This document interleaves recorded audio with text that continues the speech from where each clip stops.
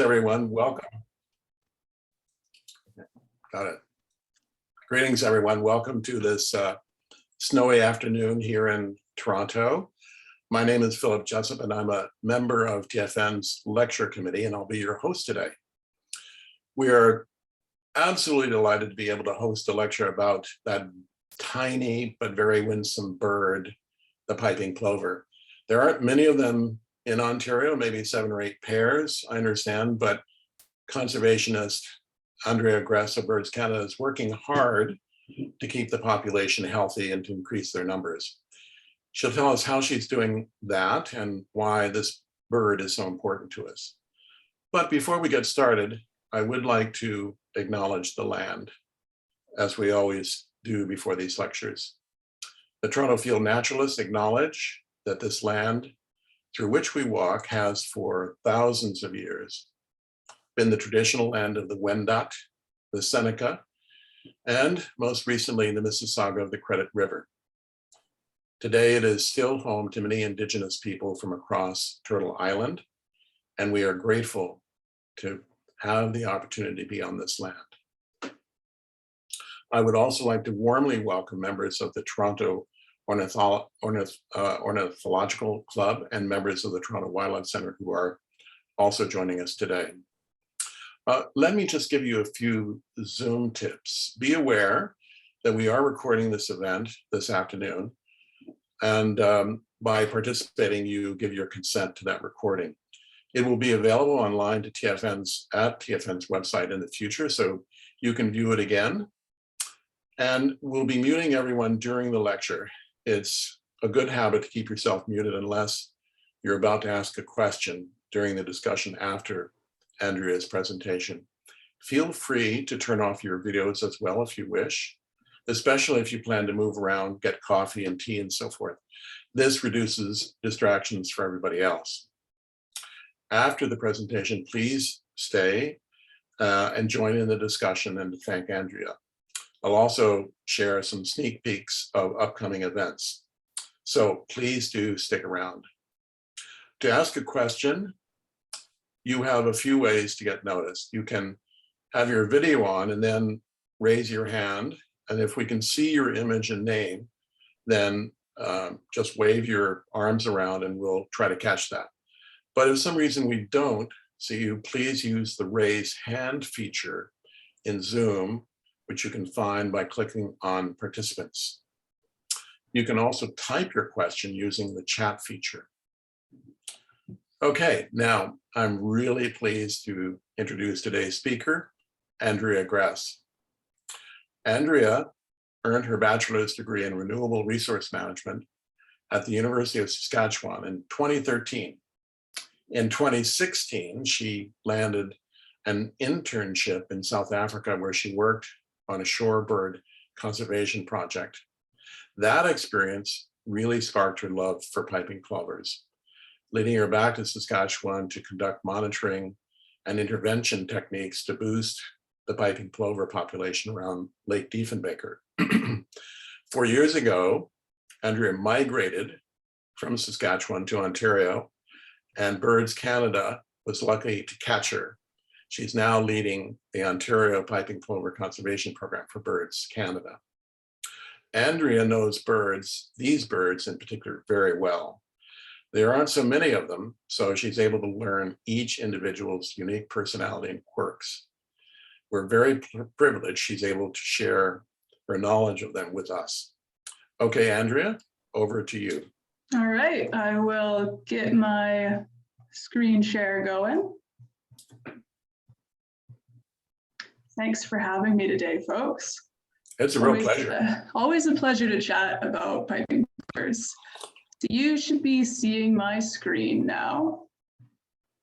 We'll get the slideshow option going. My laptop's a bit slow, so apologies there, but it'll come eventually. Now, can you see just the slide, or can you see the presenter's view with the notes and the next slide on it? I think we can see your, yeah, we can see both. It looks good. We'll just do it to just the slide so you can get the big shebang. All right. That's great. Perfect. So yeah, we're going to chat about specifically Ontario's piping plovers today, and we'll touch on Hanlan's Point, of course, because of Toronto and some of the interesting history there. But first, I'll get everyone up to speed on why piping plovers are so awesome. If you haven't seen them, if you're curious about their identification, we'll go over that a little bit. We'll touch on the population status in Ontario and across Canada. And plovers in Toronto, Hanlan's Point. We'll go over some of the recent history there. And then we'll talk about the challenges that we face and kind of some of our conservation strategies that we use for these birds here in Ontario. First things first, here are some of your basic shorebird species you might see in Ontario. Killdeer are easily the most frequently mistook for piping plovers, I find. I always get calls in the breeding season of like, oh, there's a killdeer nest, there's a piping plover nest in my backyard, can you come and protect it? And we'll chat through and figure out that it is a killdeer. So the killdeer have two of those breast bands across the neck there, and the piping plover will just have one. That's like your really distinct difference. Another thing to look for is orange. So piping plovers are going to have orange on their bill when they're in their breeding plumage, and their legs are pretty orange as well. And that's a nice trick when you're comparing them to killdeer or sanderlings or even the spotted sandpiper. The piping plover has a much more orange to them. A really good one for the killdeer too. If you're ever approaching a killdeer nest and you're not sure if it's a killdeer or piping plover, a killdeer is going to scream at you so loud and so fierce that you are gonna you're gonna hear them, you're gonna know something's wrong, right? Piping plover, on the other hand, their alarm calls are a lot more gentle, kind of soft peeps, and you might not even hear them making an alarm call if you're not paying attention to it. So those are some of the kind of key differences to look for. And the more you watch them, the more you spot differences in how they forage and how they kind of bob their bodies and things like that. Yeah. People often wonder if you can tell the males and females apart. You can, but it's challenging. Often you need really good photos or a really good scope to get real up close looks at their faces. I'm lucky for computers, we can do that here. So the males tend to have darker, bolder plumage, right? That's pretty standard in the bird world. That forehead band on the male will usually be thicker, but what you can really look for is if it touches his eye, that's typically a male. The females will have a gap between their eye and that forehead plumage. Another difference is the males will have a really distinct line from that black on their bill to the orange on their bill. It'll just sharp difference. Whereas on the females, that black usually kind of slowly fades to orange. So these are small details. Like I said, you need a good photo to really tell them apart. And also, to be fair, I've picked really good example photos. So this is a very masculine male and a very feminine female. In the field, it can be a lot harder to tell the difference, but that's kind of what I look for. And then, of course, behaviors as well. So when do they get to Ontario? Mid to late April is when we start seeing them come back to the beaches. They usually try to find each other really quickly, and they set up territories pretty fast. They get little stretches of beach that they call their own, and that's their territory.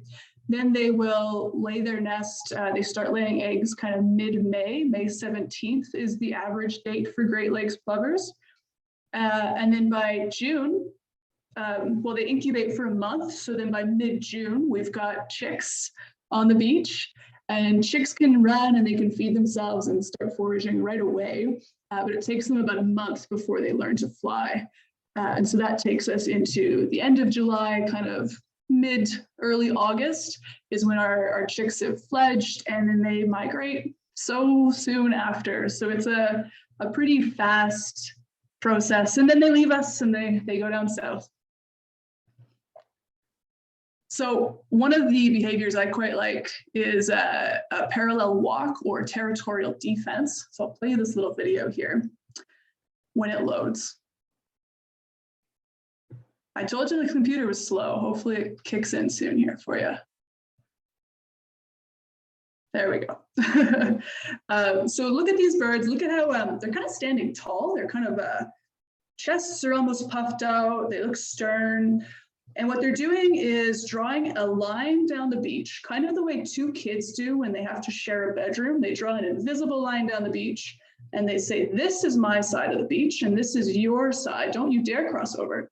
And you see they get quite stern with each other. And they'll fight, like they're feisty little characters. So this is a behavior we see when they first arrive and they're setting up those territories that I mentioned, and they're kind of duking it out over the best stretches of beach. Then once they've found a spot they like, they will start scraping. And this is the male. The male does this. So he's got a territory he likes. He's got his eye on a lady. And he's trying to draw her in, so he's making scrapes in the sand, and one of these will eventually become the nest. And he is circling, he's just scraping that sand out with his feet, looking around the whole time he's doing it. He's looking for that lady, and he's peeping at her. Peep, peep, peep, peep, peep, come to me, ladies. And the male might make anywhere from 6 to a dozen different scrapes on the beach, and the female will come along. And she'll inspect each one and she'll, this is too far from the vegetation. This one doesn't have any good schools nearby, so no to that. And she kind of, judges each one and eventually picks the scrape, and that's where the eggs will get laid. I think it's kind of a fun little trait that the ladies get the easy job there. But then of course they lay the eggs, right? So nesting is 1 egg at a time every other day. So they start mid-May. Within a week, they'll have a full clutch. Typically, we get 4 eggs per nest. And this photo here is from the Toronto Island 2018 nest. And they gather little bits of shell and pebbles and they kind of line their nest with those. And that's about it. It's just in this little divot in the sand, really incredibly well camouflaged. And that's a nest. So then they incubate for about 27 days and the nest hatches. And like I said, right off the start, they are able to run and feed themselves, kind of a little bit tipsy for their first few hours, but the chicks start going really fast. They're about the size of a golf ball when they hatch, or I like to say they look kind of like cotton balls on little toothpick legs. But then they grow up so gosh darn fast. This is one at 14 days. These are all photos of the Toronto Island chicks from 2018. And then by 28 days, they've got their flight feathers, they're starting to fly. Usually we kind of look for, are they flying like 50 meters at a time? That's generally a pretty good ballpark for when they're going to be good to go and should be able to migrate soon. When they are less than 10 days old, they can't regulate their body temperatures yet. So they do this adorable behavior called brooding, and the chicks will nuzzle in underneath mom or dad to stay warm or cool, depending on what the weather's doing. I'll play that one for you again because I love it so much. So these guys are 9 days old. So they're getting close to that mark where they can regulate their temperatures, but they're not quite there, but they're big, right? So having all 4 of them trying to get underneath dad there, he's like, no, guys, you are getting way too big, way too fast. But probably one of the best, most delightful things to see them do. So then migration, kind of like I said, late August or late July, early August, we start to get the chicks migrating. But the females will actually leave earlier. So the nest hatches 2 to 3 weeks later, they go, you know what, peace, I'm out of here. Up to you, hubby, to finish all this hard work. And they will migrate earlier. So they've put a lot of effort into the nest already, and they leave the rest for the dad, and he sticks around and makes sure those chicks fledge. They are going to head down to the Gulf Coast. Typically, that's where the Ontario plovers go. Florida is a big hot spot, but one of our birds always goes to an island in Alabama as well. They're pretty habitual, so once they find a beach down south that they like, they usually go back to that same one unless something changes with it. And this is a map from eBird, which some of you might be familiar with, and all those little purple splotches are piping plover sightings at that time of the year. So we've got the Great Lakes plovers, the Ontario ones that we're talking about the most of the time here. But we do also have piping plovers out in the prairies. So Saskatchewan's a hot spot. I've worked with the plovers out there. Lake Diefenbaker is a big area for them, but they're in North South Dakota, Montana as well, Alberta. Manitoba gets them every once in a while. So that's our largest breeding population, around 3,000 to 5,000 individuals. Then out on the Atlantic coast, plovers are present as well, around 4,000-ish. And from Newfoundland all the way down the coast, Maine, New Jersey, New York, Nova Scotia, kind of any of those coastal areas, we've got plovers as well. And they all face different threats and challenges. Out in the prairies, something like cattle on the beach can be problematic for their nests. Whereas out in the Atlantic, you're looking at high tides and storm surges can really be detrimental, right? Here in the Great Lakes, we've got the smallest population, so around 150 to 200 individuals in all of the Great Lakes. Historically, we like to say there was probably around 500 to 800 pairs, and they would have been nesting on all of the Great Lakes in pretty good numbers, right? But in the kind of late 1800s, 1900s, we started to see their populations decline. Now, it took us a while to realize that that was happening. But in the 1980s, the folks in Michigan realized, oh, we might have the only plovers left in our state. No one's seeing them anywhere else. We better start doing some conservation work to bring the numbers back up. So there was around a dozen pairs in Michigan in the 80s, and that was it. Why did the population decline? Beaches got really popular, right? Human disturbance is a big one for these guys. So people started flocking to beaches for holidays, but they also started developing beaches, altering shorelines more. And we think ultimately those factors led to that great decline in numbers. But thank you, Michigan. We appreciate your hard work. They started banding the birds. They started a captive rearing facility, like lots of research, and the numbers have been increasing since the 80s. So 2021, we had 74 pairs across the Great Lakes. In 2020, we had 64 pairs. So already that was a really great jump from last year to this year. And they are now nesting on all of the Great Lakes again. But you notice that it's pretty sparse along the edge of Lake Huron there and Ontario's side of Lake Erie. Still pretty sparse. I'd like to see more birds start showing up in those areas, but seeing the distribution start to get more out across the Great Lakes is really quite good. So focusing back in on Ontario, they were considered officially extirpated from the province in 1977. So they were gone. We did not have any breeding pairs, and that was for 30 years. Then in 2007, a pair showed up at Sauble Beach, nested, awesome. And then the next year, another pair showed up at Wasaga Beach. So we had them at Wasaga and Sauble. Both of those locations have had pairs every year since. And then we've had a scattering of other nesting pairs throughout the years. Darlington Provincial Park has become another really consistent one for us. We had them in Port Elgin one year, North Beach Provincial Park, Presqu'île. So they kind of do fluctuate, but they're looking for those big sandy beaches, right? And of course, Hanlan's Point comes in there every once in a while. In 2021, we had 7 pairs across the province. That was the same as 2020 at 5 different locations. But I'm going to focus in on Hanlan's, like I said I would, right? Just kind of a larger photo of the islands there. I hope you guys get out to Hanlan's, but I don't know if you get a chance to very often. I think it's a lovely beach. I think it's insanely quiet. You know, you've got this huge city right there, and you get out to Hanlan's, and it's like, it's quiet, it's peaceful. But if you're less familiar, that green square is kind of where the people go. That's your nude beach, of course, and all the pathways to the beach kind of connect there. So that is generally the populated side of the beach.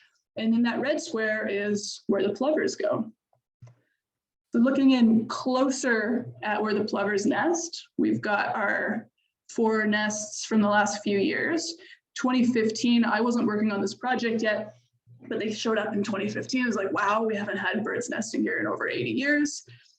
But unfortunately, that nest was lost during a flooding, storm surge kind of situation. Then they came back in 2018. That was a smashing success. We fledged 3 out of 4 of those chicks. Incredible. The volunteers that came out and supported the birds was unreal. It was a really fantastic experience. And then in 2019, the water levels were a bit high and the habitat just wasn't quite right. But then they did come back in 2020, and I'll tell you a bit more about that. And then in 2021, we didn't have them. Darn. But here's our 2018 nest. CN tower right there, of course. We put these predator exclosures over the nest so you can see that, and then the fencing kind of blocking off the nest area. But take a look at these photos as we look at the Hanlan's Point areas. Take a look at the habitat. Notice that we don't have a ton of really tall trees, which is pretty nice. Tall trees provide perches for predators, so like merlins, peregrine falcons. Tall tree next to a nest can be not a great combo, right? The lower shrubbery is a nice thing to see. The dune system established there is an excellent feature, a pretty standard feature for good piping plover sites. You can kind of see there's driftwood, there's small shrubbery, so vegetation growing in. Some of the next photos, you're going to see cobble on the beach. So all of these nice natural elements provide really good camouflage for the eggs and also for those chicks once they hatch. Gives them lots of places to hide, places to shelter. If it's a hot day, they need a little bit of shade, all of those kinds of things that a nice beach has, right? A nice natural location. So 2018 was a great success. We fledged 3 chicks from that nest. And then in 2020, they showed up again. I think a lot of people don't realize they were out there in 2020. There was a lot going on in the spring of 2020, to be fair. So they nested kind of where that red circle is, just back in that vegetation, another nice little spot. The beach was reasonably wide. And that first nest, all 4 eggs were laid. And then we also ended up with a second nest out there, which wasn't as happy of a nest, unfortunately. But I'll get into that. And it was about 60 meters just down the way. So first nest moved along just as we like to see. Look at that cobble, right? Look at how well camouflaged that nest area is. But another thing to note is that tire track along the side there. You can see, I don't know if that happened while the nest was being laid or before the nest was laid, but you know, vehicles are very obviously a threat that these birds can face. But yeah, we had all 4 eggs laid. It was moving along nicely. And then my summer student was out there one day and she called me. She said, Andrea, I haven't seen the male. I've been out here for 2 hours. I've walked up and down the whole beach, only seen the female. She was incubating for a little bit and then she stopped incubating. She's foraging and she's by herself. What's going on? So that, unfortunately, is pretty standard behavior for the loss of that adult male. Likely a predation. We'd been out there the day before and everything was going fine, right? So if he was ill or injured, we usually would see signs of that. That sudden disappearance tends to be a predation event. And these birds are team players, right? Without their partner, they usually don't stick around. And so that female did end up abandoning the nest because she just couldn't do it all on her own. So sad end to that one. And then we had this other weird nest that I said wasn't a great one either, unfortunately. There's the eggs circled, if you hadn't spotted it, really well camouflaged. This one was weird. I hadn't seen anything like this before. We were out, we were setting up the fencing for that first nest. And then we noticed a third bird on the beach and we thought, well, what is she up to? And she was acting weird. So either they don't have a nest and then they're just foraging, right? They're just out on the shore, eating bugs, doing their thing. Or they do have a nest and they're on high alert and they're making alarm calls. Or if you're really close, they're doing like a broken wing display to try to lead you away. She wasn't doing that either. She wasn't foraging. She wasn't, you know, she was just kind of watching us. She seemed a little bit nervous. She seemed a little bit weird. And so I just thought, okay, let's go and stand back a ways, give her some distance and set up our scopes and just watch her for a little bit. And sure enough, she walked back up the beach and sat on this egg, single egg by itself. and single bird by herself. We looked, we didn't see a male anywhere. She looked confused, like she didn't have a clue what was going on, right? And she didn't have much of a nest scrape either. It was a bit odd. The whole thing was a bit strange. So I think that nest was an example of extra pair copulation, which is where you've got your main pair, your male and female of that first nest, and then that male mated with the single female. Now he went back to his first nest and continued like that never happened, right? But then we end up with this single female having an egg, right? So I think that's what was going on there. I can't prove it because we weren't able to be on the beach every single day with the pandemic restrictions, but I think that's probably what happened. It's also possible that there was a male on the beach briefly that we never saw, and he might have gotten predated or had some sort of issue and left. But I think extra pair copulation is a good theory. And we did see a little bit of that in 2021 as well in Ontario and across the Great Lakes. So there seems to be more females in the population than males right now. So we're getting a little bit of that strange behavior as a result. Long story short, we had 2 nests at Toronto Island in 2020, which is historic and exciting, but unfortunately, both of those nests failed. But I think it does show we've got enough habitat there. It's on the birds' radar. I hope they come back. I thoroughly expect to see them continue to come back and nest at Hanlan's Point. And this is the beach in 2021. What do you do when you need a photo of the beach and you need to show the scale, the size of the beach? Well, you get your friend to lay down on the beach. Shows the scale really well. So 2021, the beach looked good, but we didn't have any birds show up in the spring. A couple of our breeding females from other sites did migrate through on their way, and in the fall, we saw them at Hanlan's Point, but nobody came in the spring. So I don't know, guys, but I think it's fantastic habitat. Like I said, it's got lots of camouflage. There's some nice vegetation. It's a reasonably wide beach, especially compared to some other sites in Ontario. I think it's got a lot of potential, and the birds know about it. So, you know, we're halfway there. So to summarize, we've had 4 nests over a 3-year period. 1 flooded, 1 was extremely successful, and then the last 2 were not as successful. But I want to tell you about Blue, because he is one of our Toronto Island natives. Photo of him as a fledgling there. He hatched in 2018 from that really successful nest. And you can see he's got a little blue dot on his band. But also I called him Blue because in 2019, when he came back, he's a year old, comes back to the province, trying to find a mate. He's never done this before, right? First breeding season. And he just looked really sad. He looked really blue everywhere that he was spotted. These photos are from him out by Coburg on Lake Ontario. He's hanging out on concrete. He's pulling earthworms from a grassy lawn. That's so strange. I've never seen a plover do that. Poor guy, just couldn't find a beach, couldn't find a lady. So I thought he looked mighty blue, and I kind of nicknamed him Blue. And that was his 2019. He didn't find anybody in his first season. But then he came back in 2020. He found Darlington Provincial Park, found a nice lady there, and he's been nesting there in 2020 and 2021. And both years he has fledged every single chick. So he has fledged a total of 8 chicks in 2 years. He is the feistiest dad out there, chasing a killdeer away, right? But like, he'll chase geese away from his nest site too. He is an excellent example. And, you know, just like kind of a feel-good story of that nest in Toronto Island that was really successful in 2018 produced this little guy, and he's gone on to be what I would say is one of our more successful breeders in Ontario. So like, every egg counts, right? Like every nest has the potential to really make a big difference for the population. All right, moving on to kind of some of the threats that these birds face. This is going to be from an Ontario and kind of like Hanlan's sort of lens. But there are other threats that I won't get into quite as much. So more of an Ontario focus. This photo is from Hanlan's Point. We've got 3 little fledglings and a sanderling in that image.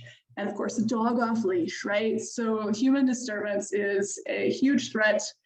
But Hanlan's isn't as bad as some sites in Ontario. If you've been up to Sauble or Wasaga on a hot weekend, tens of thousands of people, right?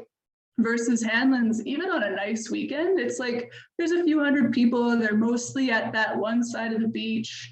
So the level of human disturbance out there isn't near as extreme as some of our other nesting sites, but human disturbance in general is one of the biggest threats they face in Ontario. The birds nest on the same beaches that we all love and we all flock to, right? So dogs off leash, just humans walking past the nest sites, being close to the chicks, causing them to, have to retreat, or alarm calls, or, all of those defensive kind of behaviors means they're not foraging, they're not resting, right? So human disturbance is huge. Habitat loss. So this is up at Sauble Beach, where there's been a lot of raking conflicts, but this is standard across Ontario. People rake the beaches, and I don't know why. It's terrible for the beach. It increases erosion, increases sand loss, and then you end up with really narrow beaches on high water years. So it's not good for the beach, and it's not good for the plovers. So habitat loss from human disturbance, human development, human management activities, and then also habitat loss as the water levels increase through just their natural cycles. There's a major lack of good habitat across Ontario. Predation's obviously an issue. Like I said, we would have lost a male on Toronto Island likely to predation. For the chicks, it's gulls and crows are the big predators, and same to the eggs, gulls and crows. The nests can be taken by foxes, raccoons, mammalian predators as well, but avian predators are the biggest threat for the chicks and for the adults. For the adults, it's raptors, it's merlins, peregrine falcons, owls, things like that will go after the adults. So you can see the photo with the crows there. It's called a chick hut, just a couple pieces of wood put together that can give chicks a place to go and hide. We add those to the nest sites in places that need a little bit more extra protection. And then weather events, of course, are a big one. Again, Hanlan's Point had that first nest was lost in a flood, right? This is a photo out at Darlington Provincial Park, and it's a very, very narrow beach. And you get to the whole beach will get wave washed. This year, we didn't have any big issues, which was great, but we have had flooded nests out at Darlington as well. And it is always a risk at Hanlan's. I think this year it looked relatively flat, and so always a higher risk of flooding during storms if it's flat. And those are kind of the bigger threats we're facing just at our breeding beaches here. Of course, there's other threats, like I said, but those are the big ones that we deal with in Ontario. How do we solve it? Fencing is the big one for human disturbances, right? We try to set up fences around the nest. So the idea is it's a 50-meter buffer, 50 meters in every direction, as much as we can, to give those birds the space they need to incubate, forage, do what they need to do without having humans constantly flushing them. So 50 meters tends to be the good buffer zones for that. And then predator exclosures are a really big tool we use in Ontario. So really, without the exclosures, our nests are likely to get predated. There's enough gulls and crows on the beaches that those eggs don't last very long. So we install a predator exclosure. The idea is this big one gets installed once all 4 eggs are laid. So the team goes in, a team of 4 to 6 people, and set up this wire structure around the nest in about 20 minutes. And because they've laid all 4 eggs, they are 100% committed to that nest, and they will put up with a surprising amount of disturbance before they abandon it, right? So 20 minutes is a safe amount of time. We can get in there, we can set that up.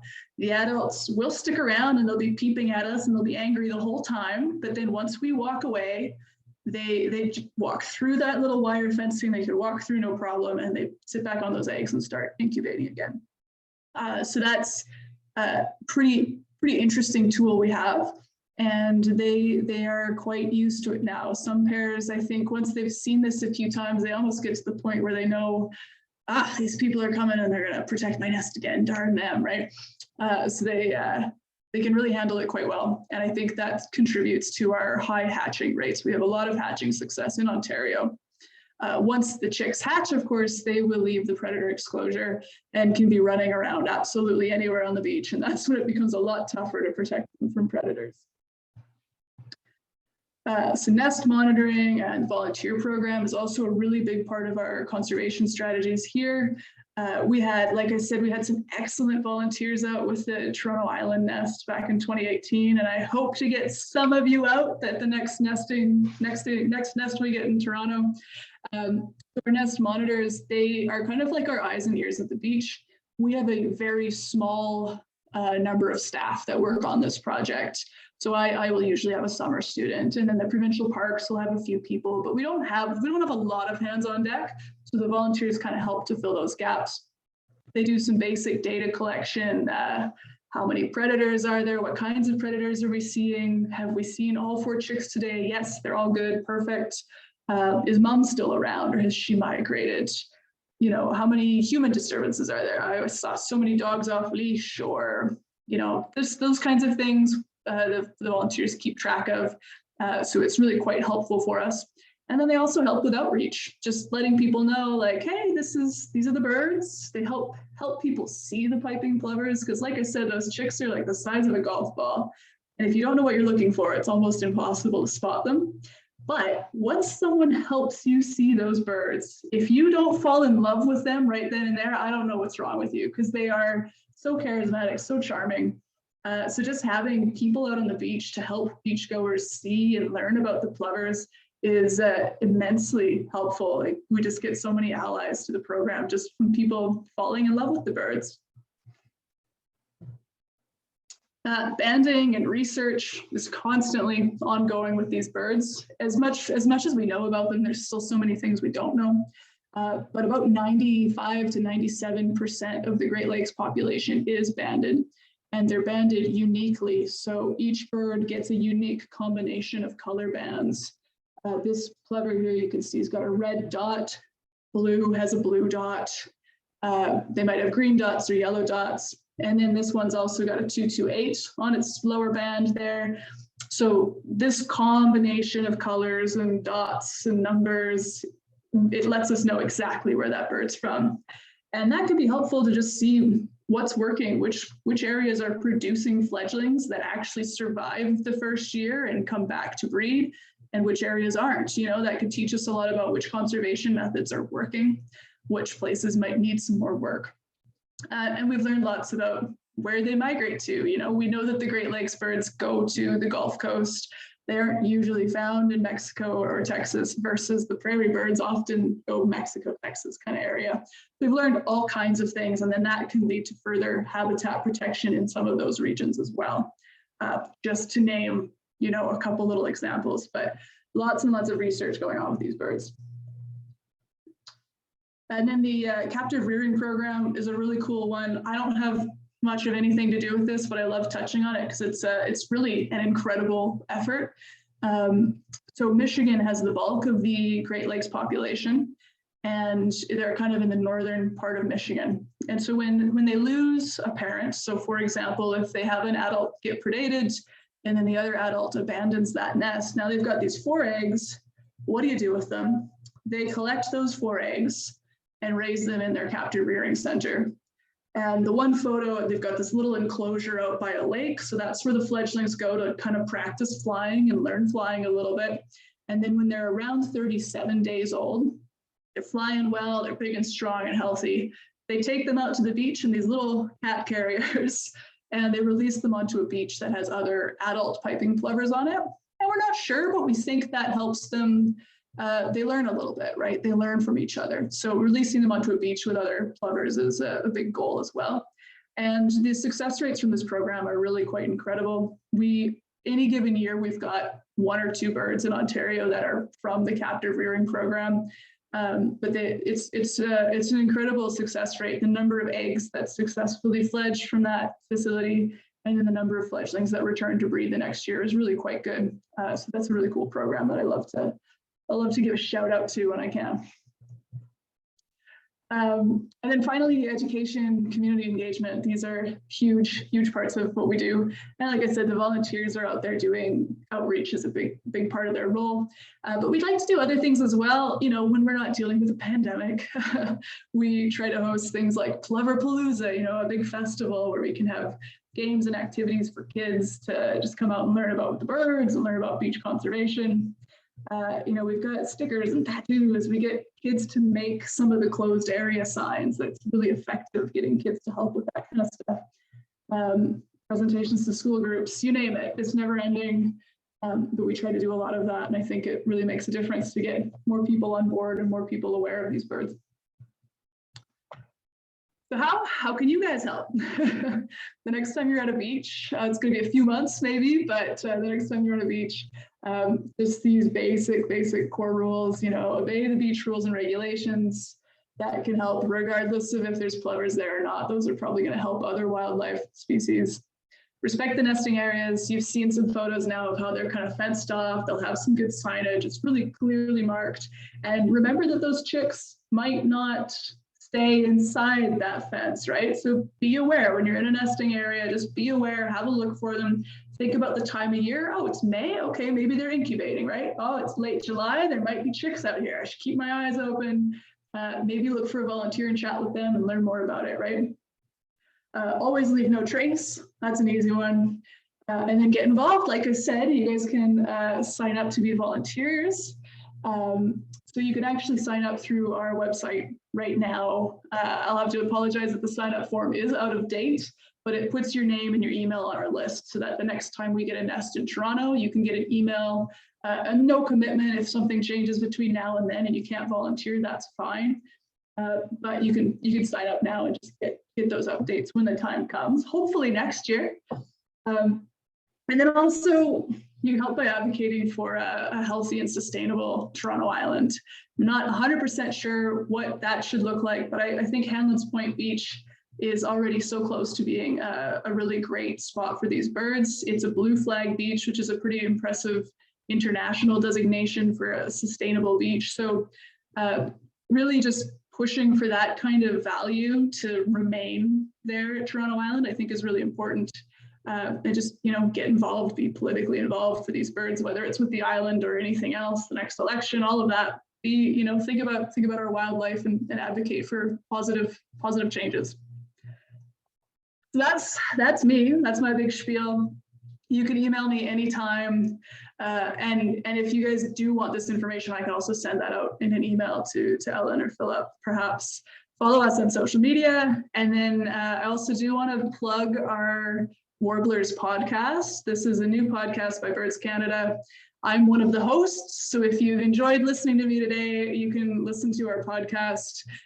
We touch on all things bird related, but nothing too hardcore. Like we like to do episodes about a wide range of topics. We've done the loons and we've talked about ferruginous hawks out in the prairies. Our next episodes are going to be about bird-friendly coffee certifications. So kind of all sorts of topics, but check it out. And yeah, that's me. Andrea, thank you very much. That was inspiring. Yeah, it's obvious that you love these birds. How did that happen? Was it your South African experience, or just getting are there just so few of them, you get to know them individually? What inspired you to love these birds so much? Yeah, out in South Africa, I was working with a population called white-fronted plovers, and they're very similar in size and shape and nesting habitats. And I loved that work, just being on beaches, looking for their nests, chatting with people about them, really loved it. So when I came back to Canada, being from Saskatchewan originally, I found that work with the piping plovers out at Lake Diefenbaker, and again, loved it. And all summer I was thinking, man, oh man, if I could find full-time work with these birds, that'd be a dream. And here we are. Have you given names to all the birds that you've encountered, or just is blue the exception? Oh, there's a few favorites for sure. I don't always give them names. Sometimes our volunteers come up with names as well. But yeah, usually the birds out at Wasaga and Sauble all have nicknames for sure. And they can be anything named for their bands or named for their behaviors, or yeah, it's a lot of fun. And I think it helps beachgoers connect with them too, when they realize that this is an individual. It's a unique individual that comes back to our beach every year. Like that really helps people connect with them. That's great. Why don't I kick off one or two questions? Yeah, Yeah. I'll kick off a couple of questions and we'll, I see some chat questions now coming up. So I guess one question is, we've had in Ontario just 7 or 8 pairs over the last 10 years. It's been up and down and so forth. What in your view is really needed to support from a provincial and municipal and volunteer point of view, the more aggressive recovery of the species in Ontario? What are the key elements that you think need to be there? I think we need to treat our beaches a lot better than we're currently treating them.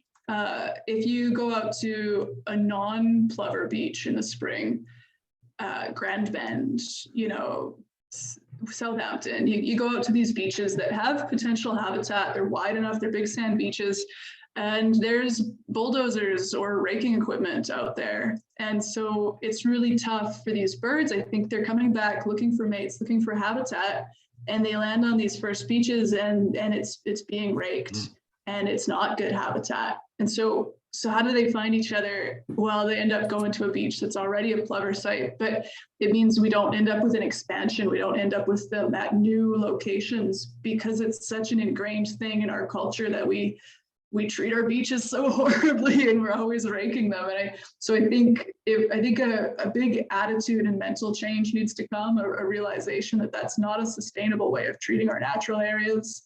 And we need our municipalities and our provincial and our federal governments to all get on board and support healthier beaches. I think that's really the big thing we need.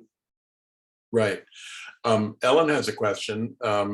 Toronto is now newly certified as a bird-friendly city. This is the Nature Canada program. Any ideas on how we could leverage that certification to nudge the city to do its best for Hanlan's point plovers? Yeah, I know we've had some discussions internally about that as well. One of my colleagues, the urban programmer out in Toronto, he's certainly thinking about it a lot. So how do we nudge them? I'm not sure exactly what it'll be, but I think we can use that to leverage some change. I think Hanlan's, for example, would be a great site where you don't have to fence it off and restrict people, but you could kind of designate one half of that beach as like, this is our real natural, like we're sustainably managing this part of the beach. This side, you guys want to go to your nude beach and have a good time, sure. Like that, and that's kind of how the beach already is naturally. And I think to just really embrace that, get some signage, get the city on board, get their beach management on board so that they're really, really aware of it. And I think we will be able to make some positive changes with that bird-friendly designation. Yeah. Nikki has a question related to Hanlan's point. How much territory does a nesting plover really need? If they're dividing up the beach at Hanlan's Point, how many pairs could Hanlan's actually hold if they did what they did with Plum Island in Massachusetts and actually roped off a whole chunk of the beach? Yeah, it differs per pair. Some pairs are greedier than others when it comes to how much territory they like, but I've seen them as close as 50 meters, nests 50 meters apart out in Saskatchewan. 50 to 100 meters kind of thing. So I think that's a reasonable estimate. You could probably say one nest every 100 meters. So I don't have Hanlan's Point's length off the top of my head, but that can kind of give you an idea. I think realistically it could hold a decent amount of pairs, but the water levels are important as well. We've noticed they all tend to nest in that same couple 100-meter stretch of Hanlan's. So that's probably just the widest part of the beach. So if we get a low water level year, I think we could probably fit quite a few pairs there, realistically. Jennifer has a question. Have you been able to observe individual pairs and their nest building capabilities? How do plovers learn and improve how and where they build their nests? Yeah, oh man, I've definitely seen some interesting individual behavior. There's one female up at Wasaga Beach, and she picks the nest scrape every year. Like she won't even listen to what the man is suggesting. He says, I'm building these scrapes over here. And she says, no, I'm building it up here. This is where the eggs are going to be. And she nests at a really high part of the beach. And I think she's had success there every single time she's done it. So she has learned, this is a good spot, this is safe, I'm going to keep nesting here. So you do get that behavior when they find a spot that they know is good and they like it, keep doing it. It's pretty unique that she's the one really calling the shots. Usually the man, they kind of make a bunch of scrapes and then she'll pick one of them, but now she like makes her own scrape if she needs to. But then on the flip side, I've seen there's another bird who his first season, he kept making scrapes in the rack line, like right where all the vegetation's washing up with the water. Obviously this is going to flood, and his first attempts did flood. And like his first attempt flooded, his second attempt, he didn't change what he did. He just made another scrape in the same area. And it was frustrating to see him not learn. But he's gotten better over the years. He's gotten further back, but still close to the water. Every year I'm like, buddy, just go a little bit further back. So he's a bit of a slower learner, maybe. I'm just kind of rambling. I don't know if this answers the question at all, but you do see really unique traits between different individuals, and I think some learn quicker than others. Right. Now, Hanlan's Point isn't too far from the island airport. How does air traffic, this is a question from Michelle, how does traffic from air traffic basically affect their behavior over time? Is that a concern? I haven't seen anything worrying about it. The fact that they go there in the first place probably indicates that it's not a big deal for them. Out at Wasaga Beach a few years ago, they had an air show with the snowbirds. Pilots came in and did a thing, and the event organizers brought some equipment to read the sound volumes and this and that, and kind of we tried to watch to see if there was an impact with the plovers. And weirdly, what we noticed was the plovers didn't even seem to notice that this was happening, but every single gull from that beach was gone when these airplanes flew over. So the gulls hated it and the plovers seemed fine. And I don't know if that's a matter of the plovers are nesting and they're breeding, so they're really committed to what they're doing, versus the gulls are just there foraging and going about their day. So, but yeah, it doesn't seem to be an issue out of Hanlan's. So it seems like actually some types of disturbances can actually keep predators away then. Yeah, I mean, maybe that's an element at Hanlan's that's beneficial. Perhaps it keeps some of those other predators away, having that airport there. Right. Are you worried at all about their wintering grounds in Florida in terms of habitat changes there? Obviously, if they don't have a habitat to go to, or those changes are occurring, it would affect the population here. Yeah, for sure. That's a huge issue. As our hurricanes get more intense and more frequent in the winter, that can affect the wintering grounds. One interesting spin-off of those hurricanes is you might have fantastic overwintering habitat in, say, a national park in Florida. And then a hurricane comes in and it completely alters that landscape. So now all of the sand and habitat that was fantastic in the national park, that's all been shifted to, say, a city beach. And now the birds are migrating to an urban municipal owned beach instead of a national park.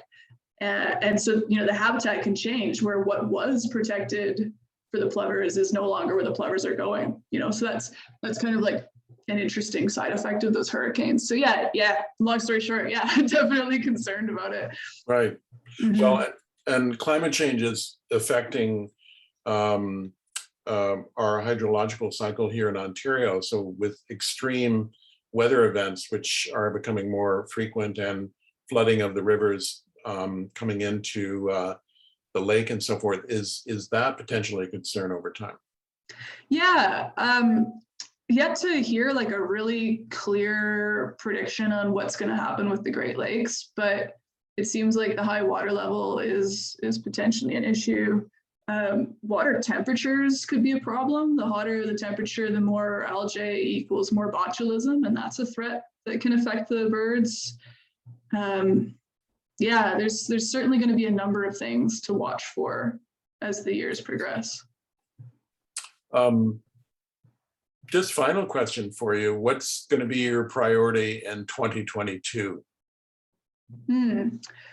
I'd like to check out some remote beaches, potentially, see if there's some sites that they might be nesting on that are off our radar right now. And part of that is because we do an international census every 5 years for these birds.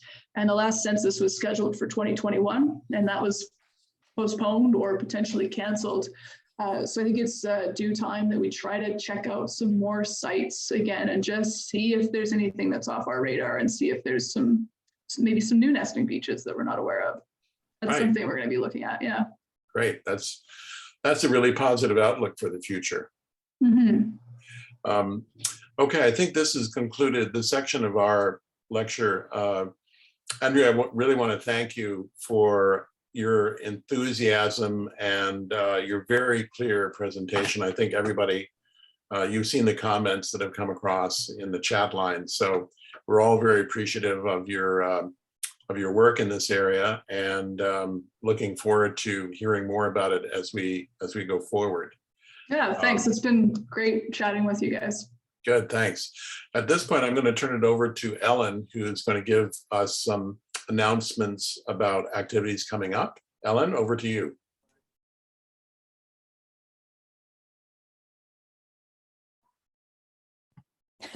Yeah, thank you.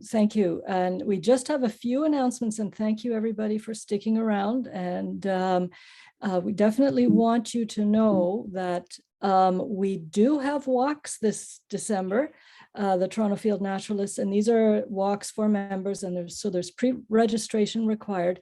And here's our destinations this December. So six walks, and do check out the members page of the Toronto Field Naturalists website to learn more about it.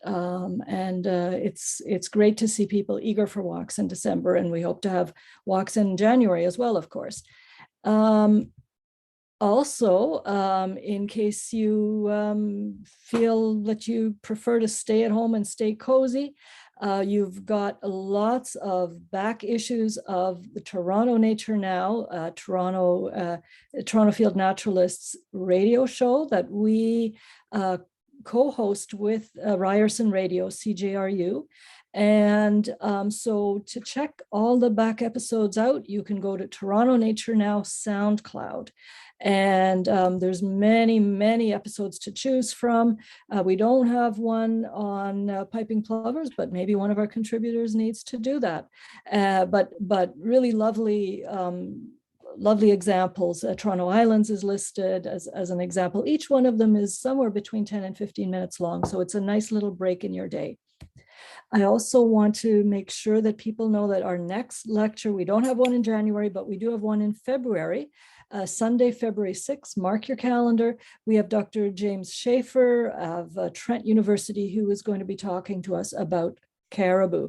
And of course, Ontario does have caribou, the woodland caribou, and they are very much a species at risk and many challenges in conservation. But he will provide us with a sort of a Canada-wide perspective on that. So that will be a really interesting perspective. And last but not least, if you're a photographer, a nature photographer, we have an annual nature images show at Toronto Field Naturalists, and this is a great place for you to display your photos. But you do need to be taking those photos now, and make sure you register by contacting volunteering@torontofieldnaturalist.org. That way you'll be able to contact Lynn Miller before January 29. And the event happens on January 5 on a Saturday in the afternoon. And look forward to seeing you all there, and really wish everybody safe and happy holidays in the meantime. So Andrea, it was a delight to have you. Just so pleased that we were able to hear about the piping plover, one of the most adorable birds imaginable, as you say. Yeah, thanks for having me. Great. Well, happy holidays, everybody. Get out there and ski, walk, get exercise. Nature is good for you. Take care. Thank you. Bye.